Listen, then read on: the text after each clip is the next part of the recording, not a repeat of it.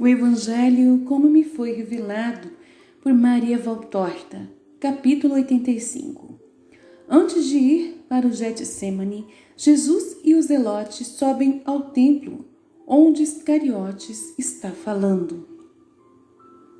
Valtorta escreve em 22 de janeiro de 1945. Jesus está com Simão Zelote em Jerusalém. Passam pelo meio da multidão dos vendedores e dos burrinhos, que parece uma procissão pela rua. E Jesus diz: subamos ao templo, antes de irmos ao Getsêmani. Rezaremos ao Pai em sua casa. Só isto, mestre? Só isto. Não posso me deter. Amanhã cedo haverá o encontro à porta dos peixes. E se a multidão insistir, como poderei eu deixar de ir até lá? Quero ver os outros pastores.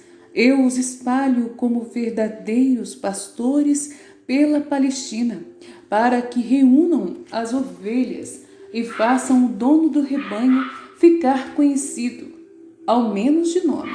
Assim, quando eu disser esse nome, elas reconheçam que sou eu o dono do rebanho, vindo a mim para receber carícias. É doce ter um dono como tu, as ovelhas haverão de te amar. As ovelhas, mas não os bodes. Depois de termos visto Jonas, iremos a Nazaré e a Cafarnaum.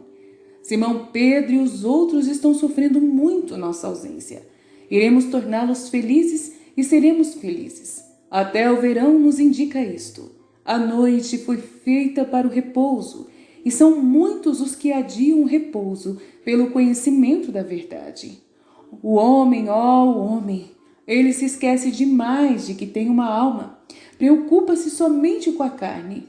O sol é inclemente, não nos deixa caminhar, impedindo ensinar nas praças e nas ruas, o que torna os espíritos sonolentos como os corpos, pelo cansaço. Assim então, vamos ensinar os meus discípulos lá na doce Galileia, de colinas verdes e de águas frescas. Já estiveste lá? Estive uma vez de passagem em tempo de inverno em uma das minhas peregrinações penosas de um médico a outro. Gostei de lá. Oh, é sempre bonita. No inverno e mais ainda nas outras estações. Agora que é verão tem noites tão angelicais. Sim, parece mesmo que essas tenham sido feitas para o voo dos anjos, de tão puras que são. O lago, dentro do seu círculo de montes, ainda mais ou menos próximos, parece mesmo ter sido feito para falar de Deus às almas que o procuram. É um pedaço do céu caído entre o verde.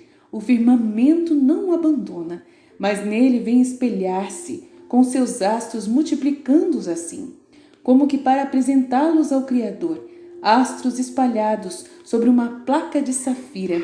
As oliveiras abaixam seus ramos, quase até as ondas, cheias de rouxinóis. Eles também cantam seu louvor ao Criador, que lhes dá de viver num lugar tão doce e plácido. E a minha Nazaré, toda estendida ao beijo do sol, toda branca e verde, sorridente entre os dois gigantes, que são o grande e o pequeno Monte Hermon, pedestal dos montes que sustentam o Tabor, pedestal de doces declives, todos verdes, que erguem para o sol seu senhor. Muitas vezes está coberto de neve, mas tão belo quando o sol ilumina o seu cume, que se torna então de um alabastro rosado, enquanto ao lado oposto o Carmelo se torna lápis lazuli. Quando o sol brilha muito e os veios dos mármores e das águas, dos bosques e dos prados se mostram em suas diversas cores.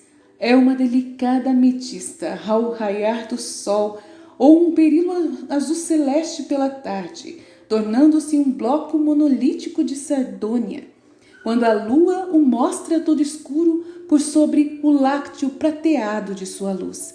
Depois, lá embaixo, ao sul, o tapete fértil e florido da planície de Esdrelon.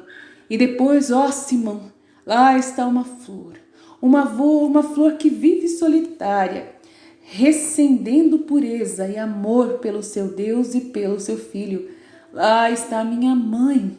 Tu a conhecerás, Simão, e me dirás se sobre esta terra há alguma outra criatura semelhante, mesmo em toda a graça humana. Ela é bonita, mas toda essa beleza é superada por aquilo que emana do seu interior. Se um bruto a despojasse de todas as suas vestes, a desfigurasse e a fizesse sair errante pelo mundo, ainda ela apareceria uma rainha, e em vestes reais, porque sua santidade lhe serviria de manto e esplendor. O mundo pode fazer-me todo mal, mas tudo eu perdoarei, porque para poder vir ao mundo e remi-lo, eu tive a humilde grande rainha do mundo, que o mesmo ignora, mas foi por seu intermédio que eles receberam o bem, e o receberá através dos séculos. Eis-nos no templo, vamos observar a forma judaica do culto, mas em verdade eu te digo que a verdadeira casa de Deus, a arca santa, é o coração dela, da minha mãe, que tem como véu a carne puríssima, sobre a qual, como um bordado, estão as suas virtudes. Entraram e vão caminhando para o primeiro patamar. Passam por um pórtico e se dirigem para um segundo patamar. Mestre, olha lá Judas no meio daquele aglomerado de gente. Lá estão também os fariseus e os sinedritas. Eu vou escutar o que ele está dizendo. Tu me deixas? Vai, eu te esperarei junto ao grande pórtico. Simão vai depressa e coloca-se de modo a poder ouvir, mas sem ser visto. Judas fala com grande convicção. Aqui há pessoas que todos vós conheceis e respeitais, que podem dizer quem eu era. Pois bem, eu vos digo que ele me mudou. Eu sou o primeiro redimido, sou eu. Muitos entre vós veneram Batista. Ele também o venera, chamando-o de santo igual a Elias pela missão, mas ainda maior do que Elias. Ora, se o Batista é assim, este que o Batista chama o Cordeiro de Deus, de cuja santidade jura ter visto cingir a coroa de fogo do Espírito de Deus, enquanto uma voz do céu o proclamava, Filho dileto de Deus, que deve ser ouvido. Esse não pode ser senão o Messias, e ele o é, o Messias, eu vos juro. Não sou um rústico nem um tolo. Eu pude ver isso em suas obras e pude ouvi-lo em suas palavras, e vos digo, é ele o Messias. O milagre está à sua disposição, como um servo à disposição do patrão. Doenças e desventuras caem como coisas mortas, e surge a alegria e a saúde. E os corações mudam ainda mais do que os corpos. Vós podeis ver isto por mim. Não tendes doentes, nem sofrimentos que pedem alívio? Se os tendes, vinde amanhã cedo, até a porta dos peixes. Ele lá estará para fazer-vos felizes. No entanto, eis em seu nome, vou dar esta ajuda aos pobres. E Judas distribui moedas a 2 aleijados e a 3 cegos e, por último, obriga uma velhinha a aceitar as últimas moedas. Depois despede a multidão e fica com José de Arimateia, Nicodemos e outros 3 que eu não conheço. Ah, agora me sinto bem, exclama Judas. Não tenho mais nada. Estou como ele quer. Na verdade, eu nem te reconheço mais. Pensava que fosse uma brincadeira. Mas vejo que estás tomando as coisas a sério, exclama José. A sério sim. Eu sou o primeiro a não me reconhecer. Sou ainda um animal selvagem e imundo em relação a ele, mas já estou muito mudado. E não mais pertencerás ao templo? Pergunta um dos que desconheço. Não, agora eu sou de Cristo. Quem dele se aproxima, menos que seja uma víbora, não pode não amá-lo e nada mais deseja senão a ele. Ele não virá mais aqui? Pergunta Nicodemos. Certamente virá, mas não agora. Eu gostaria de ouvi-lo. Ele já falou neste lugar, Nicodemos. Eu sei, mas eu estava com Gamaliel. Ouvi, mas não me detive a escutá-lo. Que disse Gamaliel, Nicodemos? Disse que é algum novo profeta. Não disse nada mais. E tu não lhe disseste aquilo que eu te disse, José? Tu és amigo dele. Eu disse, mas ele me respondeu. Nós já temos o Batista e, segundo as doutrinas dos escribas, deve-se passar pelo menos 100 anos entre um e o outro, a fim de se fazer a preparação do povo para a vinda do rei. Eu acho que é necessário menos tempo. Ele acrescentou: porque o tempo já se completou. E terminou dizendo: eu, porém, não posso admitir que o Messias se manifeste assim. Um dia pensei que começasse a manifestação messiânica, porque o seu primeiro esplendor era verdadeiro relâmpago no céu, mas depois fez-se um grande silêncio e eu acho que me enganei. Experimenta falar disso outra vez. Se Gamaliel estivesse conosco e vós com ele. Eu não vou-lo aconselho, objeta um dos 3 desconhecidos. O sinédrio é poderoso e Anás o dirige com astúcia e avidez. Se o teu Messias tiver amor à vida, eu o aconselho a permanecer no obscuro, a não ser que ele se imponha pela força. Mas aí, nesse caso, aí estará Roma. Se o sinédrio ouvisse, se converteria ao Cristo. Riem os 3 desconhecidos dizendo: Judas, pensávamos que estivesses mudado, mas que ainda fosses inteligente. Se for verdade o que dizes dele, como podes pensar que o sinédrio siga? Vem, José. É melhor para todos. Deus te proteja, Judas. Estás precisando disso. E lá se vão. Judas fica sozinho com Nicodemos. Simão se afasta dali sem fazer barulho e vai ao encontro de Jesus. Mestre, eu me acuso por haver cometido o pecado de calúnia com a palavra e o coração. Aquele homem me desorienta. Eu pensava que ele fosse algum quase inimigo teu, mas eu o ouvi falar de ti de tal modo que poucos dentre nós o fazem, especialmente neste lugar onde o ódio poderia suprimir o primeiro ele mesmo e depois o mestre. Eu vi dar dinheiro aos pobres e tentar convencer os sineditas. Estás vendo, Simão? Eu estou contente que tu tenhas visto no momento assim. Dirás isso também aos outros, quando o acusarem. Bendigamos ao Senhor por esta alegria que me estás dando, pela tua honestidade em dizeres que pecaste, e pelo trabalho do discípulo que pensava ser mau e não é. Rezam por muito tempo e depois saem. Ele não te viu? Não, tenho certeza disso. Não lhe digas nada. É uma alma muito doente. Um elogio seria como um alimento dado a alguém que está convalescendo de uma febre alta e com o estômago ainda enfraquecido. Faria com que ele piorasse, porque se enalteceria ao ver-se notado.